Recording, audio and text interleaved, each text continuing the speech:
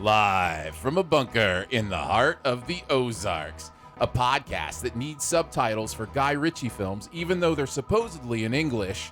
It's SiftPop. Hello, Governor. You ready to go, folks? I don't understand a word you're saying. Welcome to SiftPop Weekly, streaming live most weekends or available to download later in your podcast feed, unless, of course, you're a patron. Patrons get perks. Patrons get those perks. Woo! I'm your host, Aaron Dicer, and he's the king of the podcast, and the lion has to eat. It's Andrew Ormsby. I love it. And each week we'll chat about movies, television, and whatever else from the pop culture universe is on our minds. All right. Hi, Andrew. Hey. You had a run-in with the law today. Yeah, that was fun. If you're a SiftPop member, by the way, you can listen to Andrew and I talk about all our run-ins with the law. Well, most of my run-ins with the law. Okay. It would have been a much longer podcast That's if true. we did all of my That's run-ins true. with law. That's true. It makes me sound like I've, been. Mm-hmm. It's just a lot of stupid little stuff. He fought the law. The law definitely And won. the law won. I don't think I've ever won against the law. Well, it's a difficult thing to do. Yeah. Especially when you're guilty. So if you want to hear that, you could be a SiftPop member. So just throw that out there right off the bat, because we had a good time chatting about our different tickets and being stopped and all that kind of fun stuff. But we've got an exciting show for you today. Mm-hmm. Before we get into it, I do want to remind you that if you want to participate in the Sposkers, yes. the link is live to make your picks. Very excited about this. If you go to siftpop.com and then click where it says Sposkers, you can make your picks that way. It's right there at the top of the SiftPop website. And you'll pick in all 24 categories. Then you will pick a running time for a tiebreaker. Because with just 24 choices, chances are each year that there's going to be a tie. Yeah. Although not every year. It seems like maybe about every other year there's a tie. Yeah. So somebody usually kind of does surprisingly well, and it's usually somebody in this room tends to be. Or at least has been the several last few years at least. But if you want to pick... We got to keep that streak alive, Aaron. Yeah, well, I'm not confident this year, but... we'll give it a shot.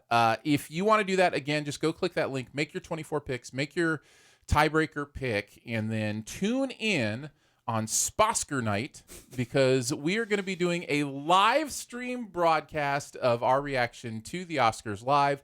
We will not be showing you the actual Oscar broadcast or playing the sound for you, because that's not ours to present to you. But you will be hearing and seeing our reactions for the entire broadcast. We'll have a camera in the main room where we're going to have a party and people are going to be over here watching, and so you'll be able to see them. And then we'll have a couple people in here watching and commenting, commentating, reacting, all that kind of fun stuff during the show. We will also have updates on who's winning, who's at the top of the leaderboard as the winners are announced through the evening. So we are excited. It's our very first ever actual live Sposkers broadcast. It's going to be a lot of fun. So yes, we hope it will be. And it'll be right here on the SiftPop YouTube channel. So you can check it out there. And then I will say that will be our podcast for that weekend. We aren't going to release that audio as a podcast. I'm just saying in lieu That'd be like, of... a 4-hour... Right, yeah. No. In parts of it, probably there won't, there'll be gaps of non-speaking, that kind of stuff. Yeah. So what we're going to do instead is we'll maybe throw something up there just as a reminder that, hey, the podcast this week was a live video of the Oscars. You can check it out at the YouTube channel and do it that way. So just give you a heads up on that for the weekend of February 9th. Very excited about that, and I hope you guys are too. But get your picks in now. Siftpop.com. Just click on Sposkers. All right, so we're going to do the usual stuff. We got our buried treasure. We've got a best ever challenge that we're going to get to today, and we're going to review The Gentleman, Guy Ritchie's new film. Mm-hmm. But before we get into that, lead us off with some Do We Care? Every single week, I scour the internet to find out what is going on in the entertainment world. I pick 3 topics for us to discuss, and we must decide: do we care or not? Or not. Number 1, J.J. Abrams' production company Bad Robot has signed... Is that how it's pronounced now? Yes. J.J. Abrams always rolls his R's. Yeah, was that a rolled R? Yeah. It sounded like it was in the back. Robot. Oh, I thought you did more of a bad robot, like it's in the back of your throat. Oh, do you roll with the back of your throat? No, I can't do that. No, that's more of a sound. That's what it sounds like. Yeah.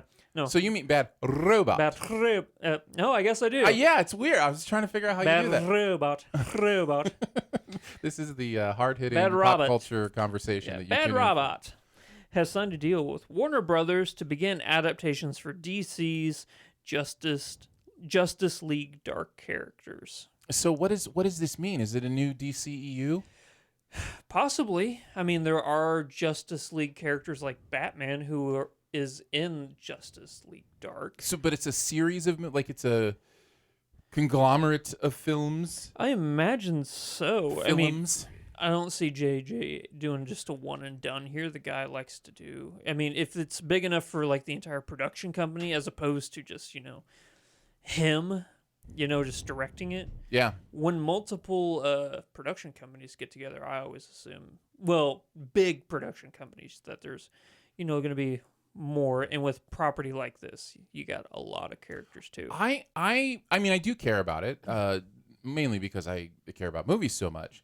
But I got to be honest with you, and I didn't see this coming, and this may surprise some people just because of my generally optimistic nature. I am kind of starting to get tired of superhero stuff. Like, I'm just kind of, like, when you said that, I was like, ugh, another group of superhero, like, haven't we seen enough of, like, what is going to make this different? What is going to make it interesting? I don't know. I'm just kind of waning on the whole thing. Like, I'm just, what did I do? You waned. Wayne. Oh, Bruce Wayne? Yeah. Nice. Yeah. Hey, pun officially not intended. Whoa. It's very rare, but first time. literally just happened. No, I really am. I did not expect that. I'm looking forward to Marvel stuff still because they haven't let me down. But I think because DC has let me down many times, even though recently they haven't a couple times, you know? I think I'm just more likely to be like, let's just let Marvel do all the superhero stuff. Well, you know me. I love DC Right, sure. property more you're than not Marvel. alone. Yeah. Yeah. But, some of my favorite characters are in the Justice League Dark universe, like Dr. Fate is one of my favorite DC characters. You got some big hitters like Batman in here, John Constantine. Sure. Yeah. Zatanna. Keanu Reeves, right? Yes. Played Constantine. Yeah, that is as far from the DC adaptation as you could possibly get. Okay, fair enough. But it's a great movie. I like that movie a lot. I really do. But then you got, people like Dead Man and stuff like that. A lot of happy, frolicky, good, jolly people. That's why it's called Dark. Yeah, exactly. Yeah. Yeah. But yeah, I'm excited about it. I don't know if it's going to be like an ensemble movie just off the go, or if each one's going to get their own. Is Robin or Nightwing or whatever in this? I think maybe Nightwing. All right. Yeah. That was my attempt to sound like I knew something about this. Well, hey, the fact that you knew that there was more than one Robin and that Nightwing was also Robin once. Yeah. I'm proud of you. Well, thank you. How many Robins have there been? Oh, at least more than one. Yes. Yeah. I mean, probably multiples of one. Yeah. Yeah, that's what I would think. Yeah, you were. I mean, I'm surprised you got it. Yeah. I mean, you've got Rockin' Robin, you've got Robin Givens. Round Robins. Yeah, you've got Round Robins. Mm-hmm. Yeah. Red absolutely. Robin, yum. Yes. Actually, absolutely. Red Robin is one of yeah. Yes. But yeah, so I'm excited for that one. Bring it on, but I'm telling you, my interest is Bruce Wayning. Well, not Marvel, but Disney news. Disney is working on a live-action adaptation of Bambi. Yeah, I heard this. You forgot to give the number 2.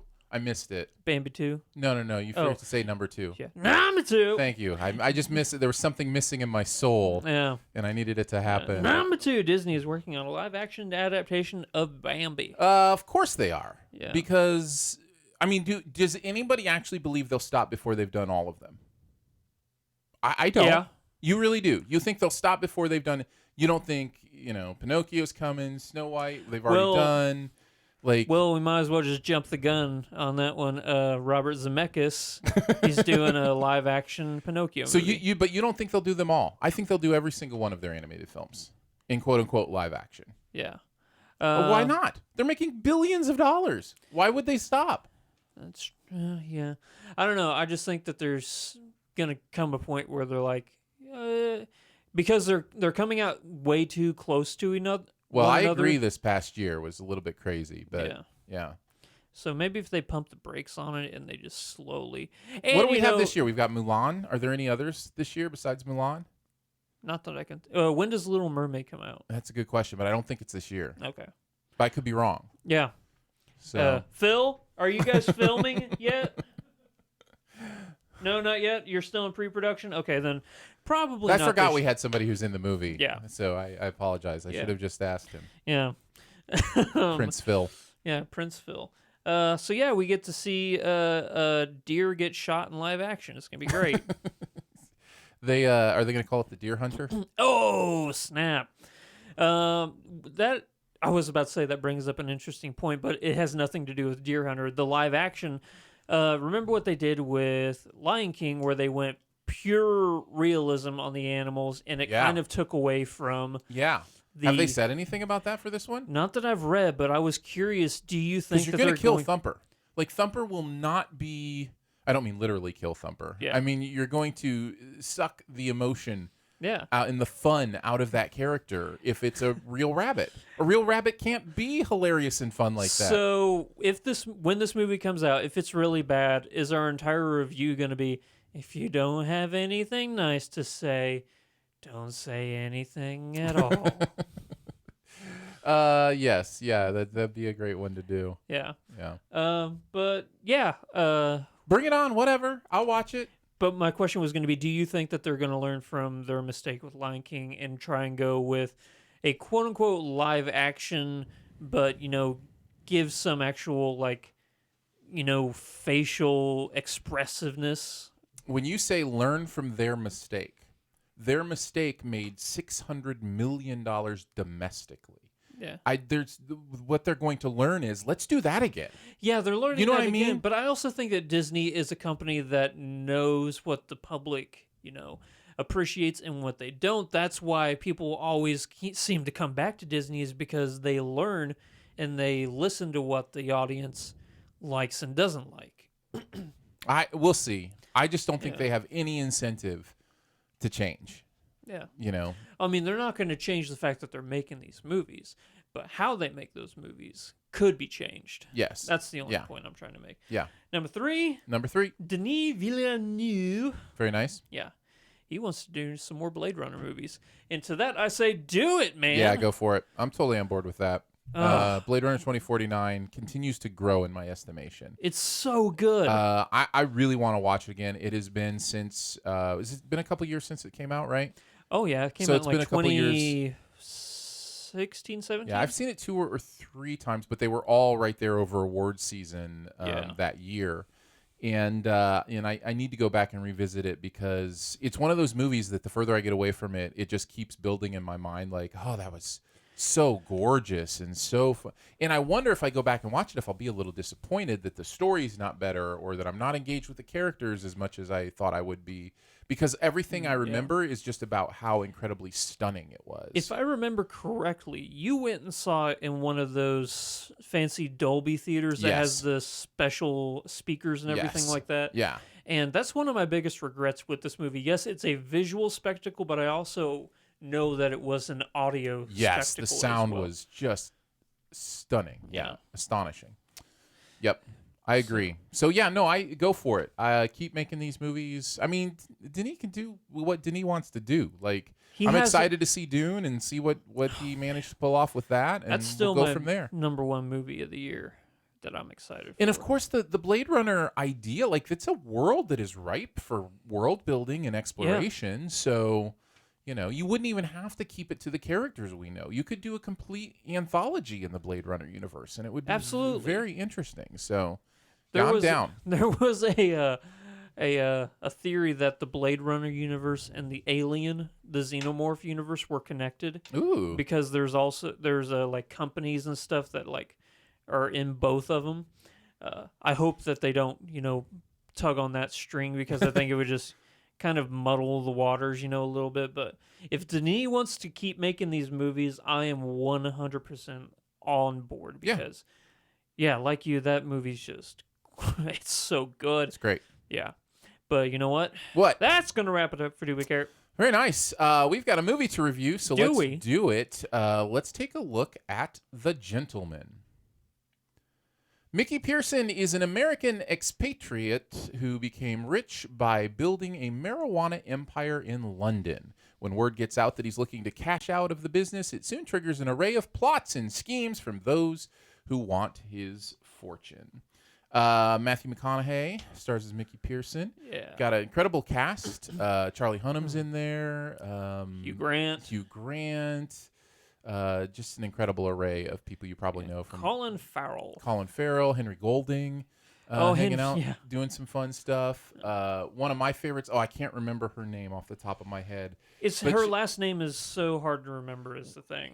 But she is Mary in Downton Abbey, and she's this prim and proper lady. Is it Dockery or Dockery? I think it might be Dockery. Michelle Dockery. Michelle Dockery. And she's this prim and proper lady, and then to see her doing the Guy Ritchie thing in this was, it was just it was an interesting change of pace for me because I just recently watched her in the Downton Abbey movie again, which I saw for a second time, and I still really enjoy. But that's because I'm a fan. Yeah.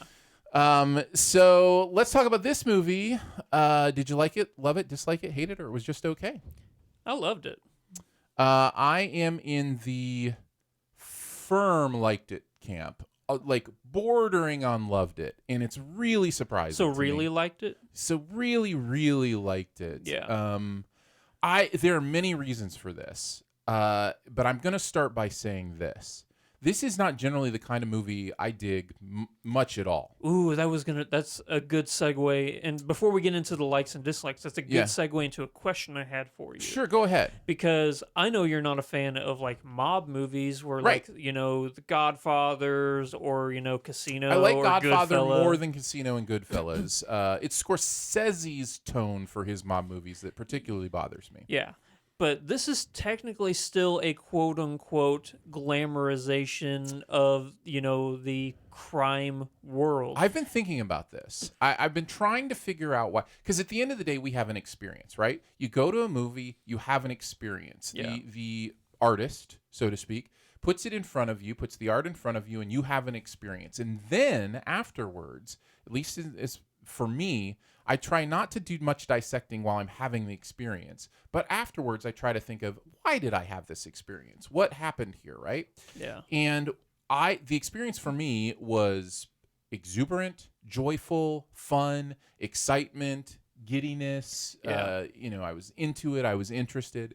And afterwards, I'm thinking, this is pretty much a mob movie. These are awful people doing awful things. What is the difference between why your experience with this is fun and your experience with something like Goodfellas is annoyed or not fun? And I think it comes down to this. I think Guy Ritchie elevates his films to a place where they are almost animated films. They're not realistic. They're not real at all. Yeah. And I know you could come back at me and say, well, Goodfellas, come on, isn't real. But I think Scorsese is going for a level of authenticity No, I think he is and a level of reality. No, there's a difference between, like factual historical and realism. Yeah.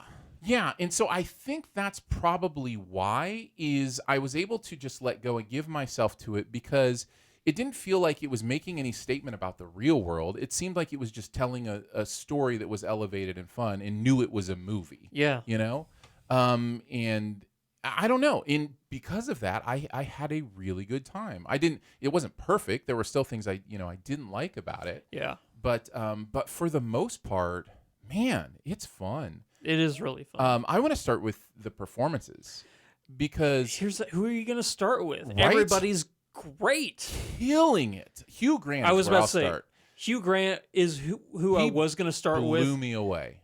Just astonishing what he does in this. He is basically asked to, in many ways, he's a narrator. He's the narrator. Yeah. He's Mr. Exposition. That's all he's doing the entire movie is pretty much exposition.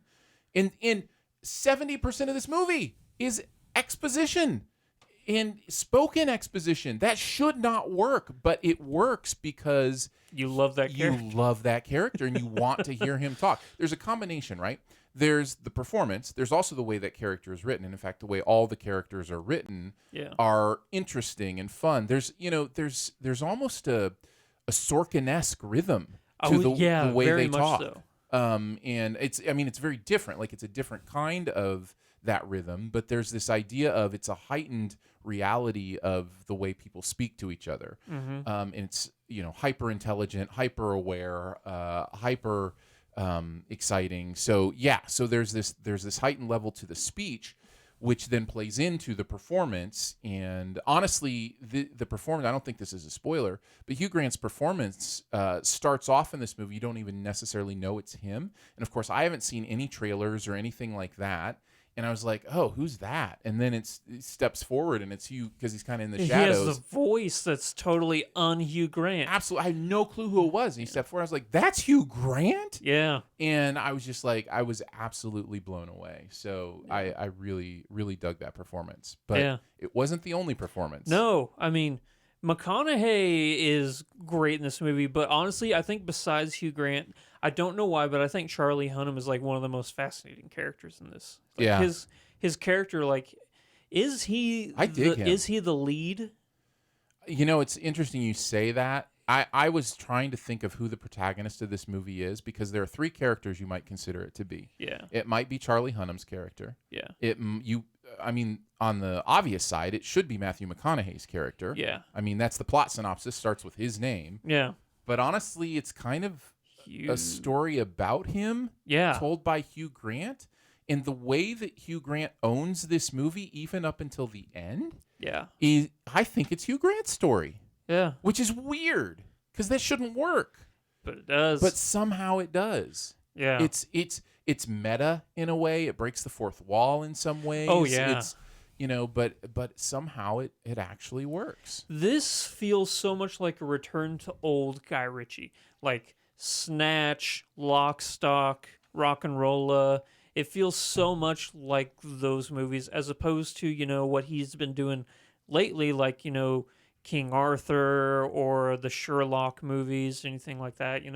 This feels like, the culmination of it's a cornucopia or a whirlpool of stories that all intertwine. The spider web effect, This affects that person, which then in turn affects that person. Right. I will say, just to throw out one con, it seemed like there were several moments in this movie that were too convenient. I don't want to say lazy. Oh, it's lazy. You think it's lazy? This is one of the laziest movies I've ever seen. It's my main con. I was having so much fun, so I almost didn't care. Yeah. But this is lazy screenwriting 101. This is make everything the response, again, narration, exposition. These are all lazy crutches, right? These are ways that you don't actually have to do the work of shooting the story. What it does is it allows you also to cheat. What's the truth? What isn't the truth? That's also a lazy trick. Like it allows, to kind of give you an excuse to do anything you want. So all those conveniences, well, are they really conveniences? Or is this really what happened? Or is he just making this up? So it's very lazy story writing. It's just really fun lazy story writing. Exactly. But that was my main con. You hit the nail on the head. That's exactly what I thought. Yeah. I didn't know if lazy was too harsh a word. Okay. It is only because it's smart lazy, if that makes sense. Right. Well, lazy does have an element of taking assessment of someone's motives, right? Yeah. Because lazy means you didn't want to work, so you did this. And it may just be that this was the best way you wanted to tell, Guy Ritchie wanted to tell this story. So laziness is kind of casting aspersions a little bit. Yeah.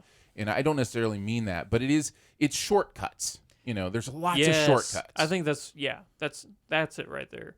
But I'm trying to think of, there's so much in this movie I want to talk about, but then I'm like, oh, I got to wait for spoilers to talk about that. All right, we will do spoilers. Oh, for sure. The other performance I want to mention is Jeremy Strong. I don't know if you've been watching Succession. No, remember my whole thing about Succession? No, I don't remember. Remember after watching the first episode, I'm like, nope, I am not watching this. It doesn't matter how many people tell me it's amazing. I'm not going to. Okay, yeah, that's right. I'm remembering now. Yeah. You hated it. But I do remember Jeremy Strong from The Big Short. Yeah, sure. He's a great actor. He is a phenomenal actor, and I think his performance in this is really great. I think Henry Golding is doing something I've never seen him doing before. Is so fun in this movie. And Colin Farrell is being amazing Colin Farrell. Like, just down the line. Yeah.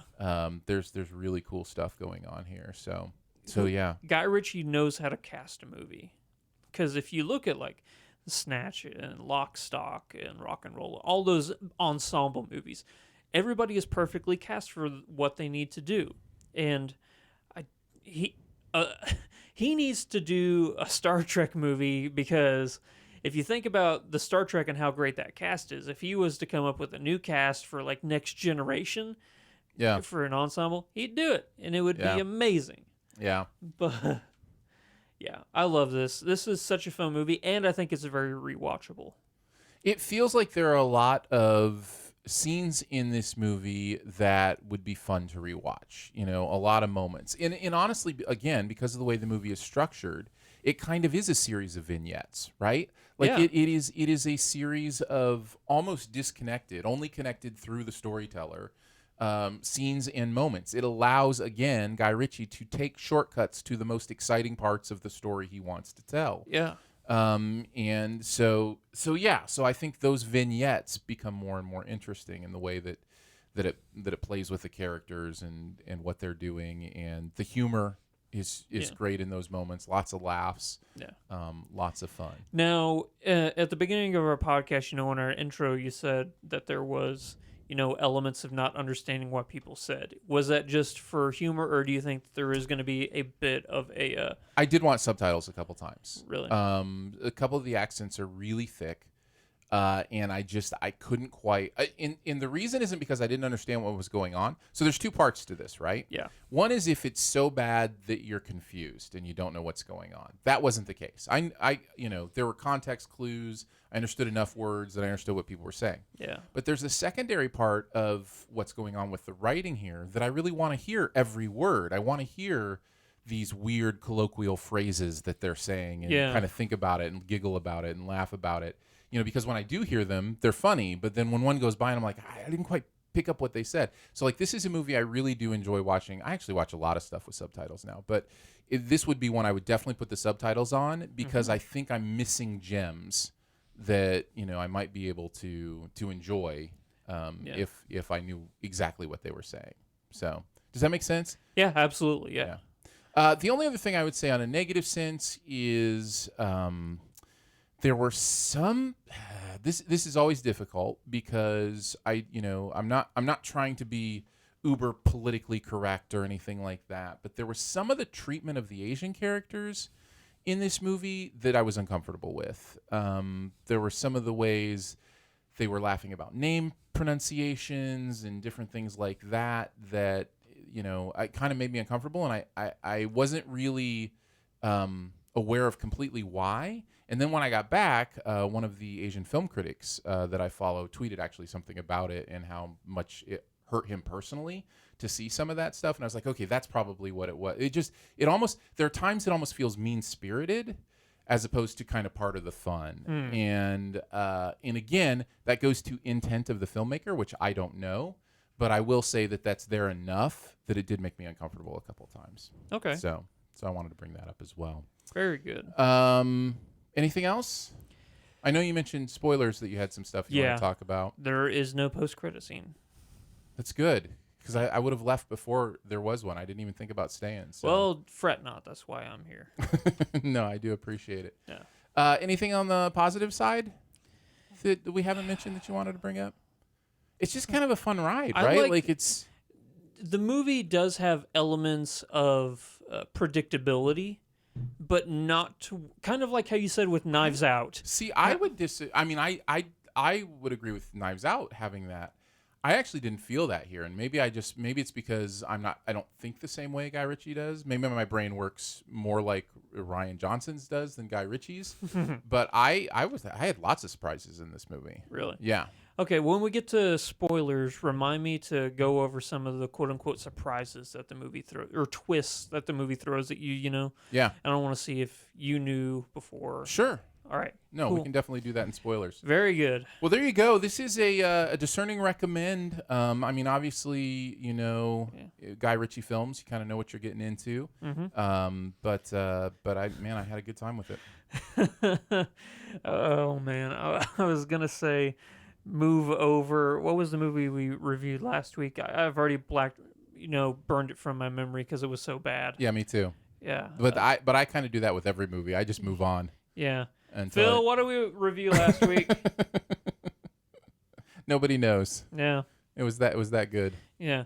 But I was about to say move over because this is my new number one movie of the year. Nice. Yeah. Nice. It's literally the only movie you've seen this year, and you cannot remember what it was. 'Cause it was- How's that for how bad a movie is? Yeah. What? Oh, yeah, Doolittle. Doolittle. That Oh, happened. Man, I literally forgot that movie came Isn't out. that great? Me Yeah. too. No, I'm sitting here racking my brain. I was like, I know there was a movie, but yeah, no. Man, that movie was bad. Aren't you glad you remembered? Yeah. Or Phil remembered for you? Yeah. All right. Let's move on to the best ever challenge Yes. for this week. We are going to do best ever movies that have the word men in the title. Now, I will clarify. I don't know what you did, so maybe I shouldn't declare. Yeah. But I did not pick any that are kind of like men in the middle of words. Like I did one because I figured I just want to pull an Aaron because it seemed like a very Aaron thing to do. all right, well then I won't list the ones that I could have picked that have that until you do your one. Because I only have just the one. I have one that's kind of a cheat too, but I don't think it's as much of a cheat as those others, and I'll explain why when I get there. Well, I think In fact, it's my number 5, so I could start there. okay, but I also want to clarify words that have like gentlemen. Men is actually, it's not like what my number 2 is. So, okay, but your number 5. My number 5 is Little Women. And Okay. the reason I don't think this is a cheat is like you just said, gentlemen, Yeah. women, like and I didn't want this to be gender exclusive. And so, Well, you picked the word men. well, you're right. I did because it's actually in Gentlemen. Yeah. But I did want to mention the most recent Little Women again because I actually don't. This has grown. I've watched this 2 times now, and of course I'll be watching a third. Did I told you I'm watching all the Best Picture nominees again before the Oscars. And man, is this movie good. And man, the decisions Greta Gerwig makes in this are so smart and so interesting. And I wanted to make sure and mention it again. So Little Women is my number 5. Well, that's awesome, man. Now, I'm going to go really far back to 1957. Ooh. 12 Angry Men. Yeah, that's my number 4, so it works out nicely. Well, fantastic, yeah. You got Henry Fonda and Martin Balsam. I mean, this movie, I was surprised. Whenever, I go back and I watch a really old classic like this, I always have that thing where I go, okay, it's supposed to be overacted. These people all came from the theater, so the acting's not realistic in any sense of the word. But for some reason, whenever I was watching this, I'm like, you know what? This is probably the most realistic classic film that I can think of. There is, the acting in it is a little, it feels a little more grounded. It feels a little more modern. Yeah. Yeah. All takes place in one room, Yeah, it's a bottle episode. You know? It's a cracker box. It's a fascinating story too. Yeah. Because the whole time you're thinking, is Henry Fonda, is he going to do it? Is he going to talk his way throughout this entire jury, discussion? Fascinating movie, and I can't recommend it enough. It's great. It absolutely deserves to be on the list. I had it at number 4. So we're back to you for your number 4. Well, real quick, I just saw this. It's number 5 on IMDb's top greatest movies of all time. Oh, nice. Yeah. So the fact that I have it at number 5. A little synchronicity. Yeah, exactly. So my number 4, Yeah. Children of Men. Yeah. I have that a little bit higher on my list. Yeah. But yeah. Okay, so I know that all of you Cineboys, all you CinemaSin boys, think this is the greatest movie ever made. It's not even. I don't think it's the greatest movie ever made. It is in my top 100. Well, you tell that to Jeremy and Chris, and every single time I tune into the CinemaSin Sincast, that's all they're doing is praising this movie. Don't get me wrong, it's my number 4, but it's not even in my top 100 movies of all time. I'm trying to let people know where I am with this movie because I don't want people to think, well, if this is number 4, what could his top 3 possibly That's be? right. But having said that, this is Cuarón, isn't it? Alfonso Cuarón? Yeah. Cuarón. This, I think, was the first time we saw his super long take. Yeah. At the very end with the birth and all that kind of stuff. I mean, that might be one of the most fascinating shots in cinema history. Yeah. honestly, and I'm not trying to be hyperbolic, but it's an interesting, unique story. It's not something we'd ever seen before. Great acting by Clive Owen, Julianne Moore. Who else is in this movie? That's super. Oh, Charlie Hunnam is in this movie. Oh Speaking yeah. of, yeah, he gets shot in the head. Um, but yeah, it's a great movie. Totally recommend it. And that's my number 4. Very nice. Your number 3 then? Yeah, I think we're on to my number 3. Okay. This is where I have A Few Good Men. Same. And I think it's interesting with this movie because it is really good. But I think we think about the Jack Nicholson "You Can't Handle the Truth" scene, and that's spectacular. Yeah, And the you rest need me on that wall. right, and the rest of the movie is really good. Yeah.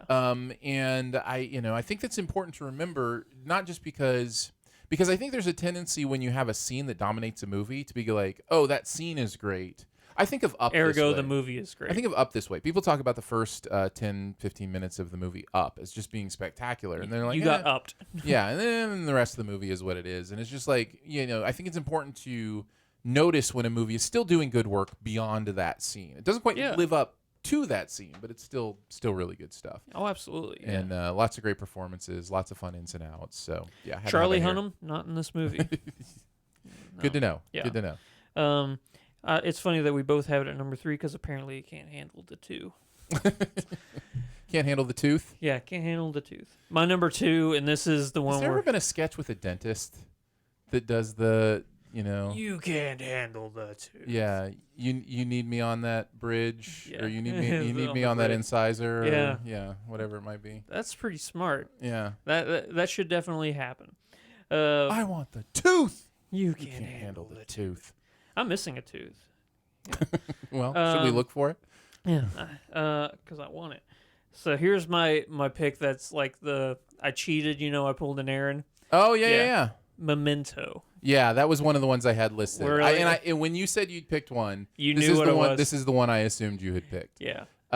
Yeah, Memento. Yeah. Also could have chosen Terminator 2 Judgment Day. Oh man, that would have if been you wanted to. man. That would have or, actually. The Fifth Element. Mint. Yeah. Yeah. So and there's actually lots of those Yeah. fun little ones you could have done, but Yeah. I don't blame you. Go ahead, take your cheat. I mean, it's one of the greatest movies ever made. And the fact that it's not even the best Christopher Nolan movie, and it's still one of the greatest movies ever made, lets you know how many movies that guy has in the greatest movies ever made category. We are really living, in my opinion, in an age of incredible directors. It's been astonishing. We already talked about Cuarón. Yeah, and Denis. we talked about Denis a little bit today, and I would throw Chazelle in there too. Man, Like, Damien it's- Chazelle, I mean, he's 3 for 3 right now. Yeah, Edgar Wright. I mean, I just feel like there's Greta Gerwig. Throw Greta in there. Lady Bird's an incredible movie too. You know what I mean? Like there's just all these people doing great work, Yeah. and it's fun to watch artists make art. Yeah. And when I think of Nolan movies, and the reason I get so excited for Tenet coming up is because I know how his brain works, and I know that he's going to do something mind-blowing and fascinating and interesting, and it's going to resonate with me. So yeah. You'll never accuse Christopher Nolan of doing a run-of-the-mill movie. I mean, what Dark Knight Rises would probably be the closest or whatever. Yeah, but I mean, even that, he turned the Batman, kind of mentality on its head, because before that you had the Tim Burton and the Schumacher versions, which kind of made Batman a mockery of sorts. Right. But there's a difference between shifting the way superhero movies are made and doing something, like outside. Interstellar. Yeah. Like, it's to me, his Batman movies are the ones that are a little bit more run of the mill movie making. They're just a different kind of run of the mill movie making. Yeah. Which is probably not a fair way to say it. They're great movies. I'm just saying, Yeah, they're pretty good. But yeah, so that's Memento. The fact that this is one of the most, the fact that this movie is so easy to follow, and the fact that it's told backwards, it just is one of the most fascinating elements of storytelling ever. yeah. I don't know how he pulled it off, but he did. Yeah, it's great stuff. My number 2 is probably your number 1, I'm guessing. No Country for Old Men. Yeah. My number 1 is Children of Men, which you already mentioned. But let's Yep. talk about No Country. Man, Javier, that guy was not happy in that movie. This movie has dropped a little bit for me recently. Really? Yeah. I mean, not drastically or whatever, but Sure. I watched some of it the other day, and I'm just like, I know why I was so into this, but I'm just not feeling it in the same way, and the character isn't quite working for me as much. Yeah. And so much of this movie is about his performance and that character, and and again, I didn't watch the whole thing, but yeah, just a little bit, just kind of dropping a little bit for me. I think it dropped in my best of all time rankings a little bit as well. Where do you think it is in my best rankings of all time? Of all time? Yeah. 6. Holy crap. I don't know. No, that's it. Is it? Yeah. Oh, well, what Yeah, can I say? That's impressive. I keep going back because in 2007 when this came out, it came out I think a month or two before or after There Will Be Blood. Yeah. And I remember thinking in 2007 this might be the best year for films we've ever had. And I honestly still think it is. 2007 was a phenomenal year for movies. Yeah. Because I think that those two movies, they're both in my top 10. There Right. Will Be Blood is number 5, and this is number 6, and they came Right. out a couple months apart. It's true. Yes, a lot of whenever you think of this movie, everybody thinks of Javier Bardem's Anton Chigurh. What's the most you've ever lost on a coin toss? Yes, exactly. But I also think that, you can't forget how good Josh Brolin or even Tommy Lee Jones is in this movie. They're both doing amazing work, and it's Coen Brothers. It's Coen Brothers not being Coen Brothers. Yeah. It's not ridiculous or funny in any way. I don't remember laughing once in this movie. Right. As opposed to something like Fargo, which is ridiculous, or Burn After Reading is hilarious. Oh Brother, Where Art Thou? It's hilarious and ridiculous. This is a grounded modern Western that is terrifying, but also so fascinating to watch. I'm with you. Yeah. I am with you, and I'll just re-mention Children of Men at my number 1. Cuarón has just become one of my all-time favorite directors. He's a visual genius. I think I love Gravity more than most people even. I think that movie is astonishing. And then, of course, Roma. I've gushed about, Roma more than your average bear. So, yeah. And I think a lot of what I have loved about him started here in Children of Men. The way he uses the camera, the way he challenges himself to shoot things differently, shoot things interestingly, and doesn't forget that he's also telling a story, and doesn't forget that he's also laying on metaphor and symbolism and all that stuff. Man, I love the way his brain works. Yeah. It's great stuff. Great stuff. There you go. There's our top 5. Let's talk about honorable mentions. I got a few. Which of the Men in Black movies did you have in here? Just the first one. Yeah, me too. Yeah. Which of the X-Men movies? X2, X-Men United. I had X-Men First Class. Yeah, which I has figured it. steadily been increasing as far as my favorite of the X-Men. Nice. What else you got? All the President's Men. Yep, have to mention that. Yeah. Mystery Men. Yes. Yeah, I had that as well. You know what? That's an underrated movie. It's funny, man. I think that if that movie were to come out today, I think people would appreciate it a lot more. I because didn't even think about that. It's a comic. I mean, it's superheroes, right? And it was before the big superhero boom. Yeah, exactly. Yeah, that's so if fascinating. that came out today, I think that movie would destroy at the box office. I Yeah. think it would kill. And then the only other one I have is another just great, hilarious movie, Robin Hood Men in Tights. Yes. I didn't have that one, but that's a good choice. Carrie Elwes just killed it in that movie. Dramatically, 8 Men Out, I think is worth mentioning. Of Mice and Men, the John Malkovich, Gary Sinise. Oh, yeah, Sinise one. One is really great. And I enjoy the movie Men of Honor. With Cuba Gooding Jr. and Cuba and De Niro. De Niro. You know what? I really like that movie a lot. Yeah. The last scene where he has to put on that scuba tank and walk 8 steps or something. Yep. Oh, that gets me every single time, man. It's a good movie. I think that's an underseen movie, actually. Yeah, totally. You don't hear anybody really talking about it, but it is one of my favorites. So I'm gonna look up who directed that one. So I definitely wanted to mention that. Mention that. Hey. It's almost like the word men is in a lot of things.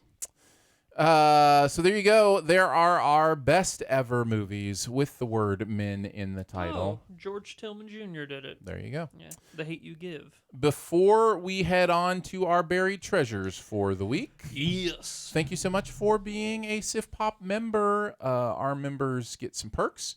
Starts at $3 a month. You can do it through Patreon, patreon.com/SiftPop. Among those perks is a weekly bonus show, members only pre-show or post-show. And we talked, I think we already mentioned it, but we talked about our run-ins with the police. Yep. On our members only show. So if you want to listen to that and you're a member, it should be there in your members only podcast feed. As well as at the Patreon site if you want to listen to it there as well. Lots of other fun perks, and more than that, thank you so much for what you do to support SiftPop. The live Sposkers broadcast only happening because of our incredible SiftPop members. Oh, yeah. Some of the equipment we needed for that, cords, different things we were able to get because we have people who believe in this content and what we're doing. So thank you for that. The movies we go see are paid for by our SiftPop members. Thank you so much for doing that. We appreciate that. And if you want to be a member, it's easy. Go to patreon.com/SiftPop, SiftPop, and we appreciate it. We thank you. All right, on to our buried treasure. What's the other thing in pop culture that you want to dig up and make sure people know about? I'm going to go with a South Korean film. I think, because I just rewatched Parasite the other day. And, Yeah. and it got me thinking, man, there's a lot of great movies coming out of South Korea. Like I saw The Devil, Old Boy, and I wanted to shout out a movie I don't think a lot of people have. I was curious, like, is he going to drop that? No, it's a movie that I think maybe people who aren't or are fans of South Korean films might not have seen, and it's a movie called The Man from Nowhere. Okay, I haven't seen it that I know of. It's the original Taken, really. This Okay. young girl gets kidnapped, and this guy has to, with a special set of skills, has to get her back. A particular set of skills. Yeah, and the fight choreography is amazing. The acting, as always with South Korean films, is sublime.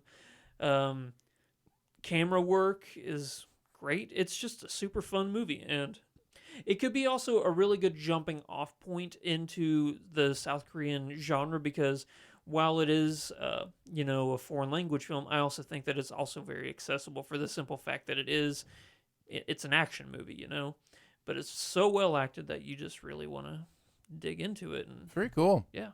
Have you seen the rest of Bong Joon-ho's movies? The Host. Have you seen The Host? Yeah. The Host is so good. Yeah. It's my second favorite of his after Parasite. But I really love Okja too, and I like Okja. Yeah. I'd encourage people to check out all of his stuff because Memories of Murder. Yeah. Snowpiercer. And Snowpiercer, right? Yeah. So yeah. Oh, another great one. If you haven't seen it, you really have to see it. It's called Mother. But not the one I'm thinking of No, not Mother. No, you're thinking of Mother. No. Different Mother. Yeah, exactly. All right. No, it's a great movie. I'll have to check that out. Yeah. My buried treasure. This is a weird one for me. It just happened to be in my stack of my screener stack that I was organizing, and it's a screener from, I'm gonna say 5 years ago, because I was just trying to pick them or whatever. Sure. But it caught my attention because after Dr. Sleep came out, I heard somebody talking about it. It's a quote unquote documentary called Room 237, and it basically goes into all of the conspiracy theories and weird things people see in Kubrick's Shining movie. It's good, isn't it? Yes and no. Because it's not your typical documentary. Right. And I feel like they're giving a lot of space. I feel like, I'm going to say 40%. I feel like 40% of this quote-unquote documentary is just nonsense. I was about to say. It's just complete nonsense. It's all theoretical. And I'm being generous with 40%. Some of the things these people are saying they see in this movie are just absolute happenstance nonsense. You're Yeah. making it up. You're seeing what you want to see. Yeah, exactly. Right? But then there are other things where it's like, no, Kubrick is really detailed. Why did he do this? Was it just because it was a more beautiful shot? That's where I tend to go. It's just like he probably wanted a more gorgeous shot. Yeah. But the one I think of, and the one that's actually on the cover, like the cover art and that kind of stuff, is with him sitting on the carpet, and the ball rolls to him down the one of those lines of the carpet. But when they cut back to him, that line is gone. He's actually reversed and is sitting the other way. But it looks like it's the same thing. It's just the carpet is reversed. Yeah. You know what I'm saying? And it's like, but why did you do that? And there's some things with, the way the set is set up and some of the, that there is the question of, okay, what was Kubrick thinking when he did these things? So I did find it interesting. But again, 4 out of every 10 minutes, I'm going, come on. Yeah. You know what I mean? So there was a little bit too much of that for me, where there are people saying, I mean, the stuff about faking the moon landing, that Kubrick, the whole Kubrick fake the moon landing thing. right? Yeah. And that he used The Shining to admit he faked the moon landing, and he left clues in there to show people that he was the one that shot the moon landing, and that's just people reaching. A lot of this movie is people reaching, and it's fascinating on two levels.